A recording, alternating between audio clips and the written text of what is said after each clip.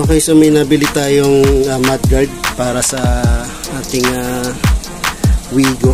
So ayun yung isa. Gawa natin ng vlog. Madali lang naman ito ilagay. Ayan, so nakikita nyo itong mga butas na yan.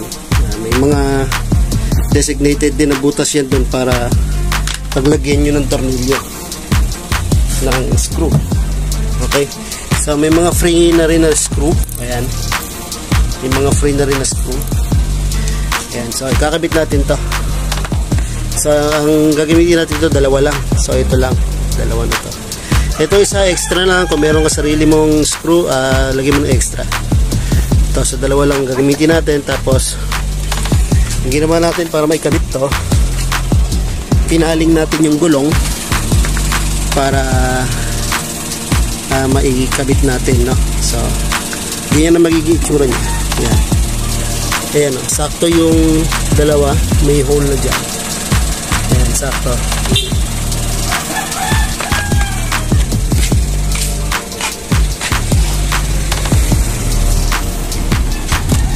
Ayan, sakto yan. May dalawa ng butas dyan. Ayan. Tapos yung isa naman, walang butas doon. So nasa sayo na yan kung magbubutas ka o hindi. Pero ito, sa dalawa pa lang na to, okay na, solved na. Kasi papaling nyo lang yung gulong nyo paloob. Ayan.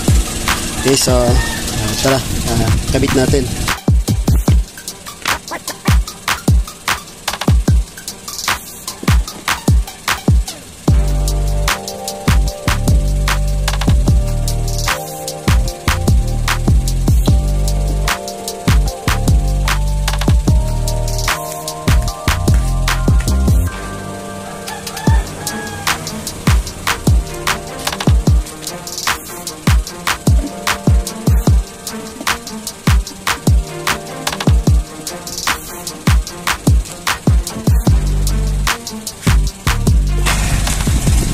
Ayan, so as you can see, no, fit na fit naman siya.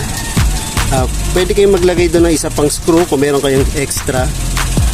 Okay, so sa ngayon okay naman siya sa akin. Ipapaling natin sa kabila, na ilagay ko na rin. Papaling natin kung sasakto yung pati sa gulong, ano. Okay, so nilinisan ko na rin pala muna bago ko ilagay itong mudguard natin para yung nasa loob malinis. Okay, so ito yung isa, nilinis ko rin. Tapos ito, dalawa lang din muna nilagay ko. Matibay naman siya, matibay. So ipapaling natin, titingnan natin yung magiging resulta, no?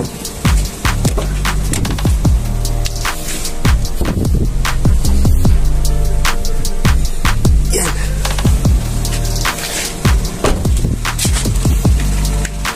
Yan, okay naman siya, oh. Maganda naman yung naging resulta niya. Ayan. Ayan din isa, saktong-sakto din naman siya, maganda.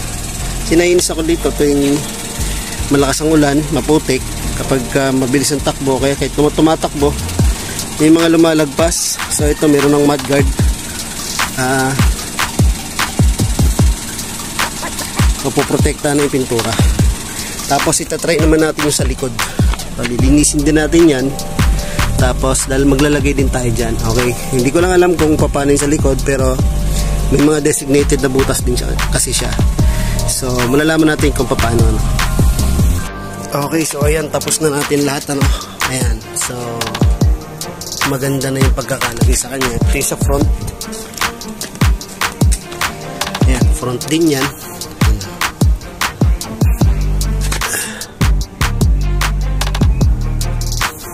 Ayan, front din yan. At maayos ang pagkakalagay. Pati yung sa likod. Yan, maganda rin yung pagkakalagay. Okay, so lapat na lapat. Yan, lapat na lapat din. Okay, so tagumpay na naman ating DIY. Yan, so ang ganda niyang tingnan. Okay, maganda na siyang tingnan. Tapos save pa yung pintura natin sa mga putik, kasi yung putik niyan napunta rito sa gilid.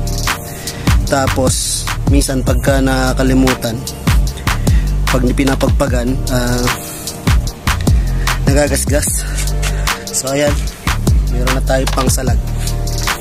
Same time, maganda na rin siyang tingnan. Pwede na yan pansamantagal habang wala pa tayong side skirt. Side skirt target natin. Magkakaroon din tayo ng lip chin. Ay, so thank you.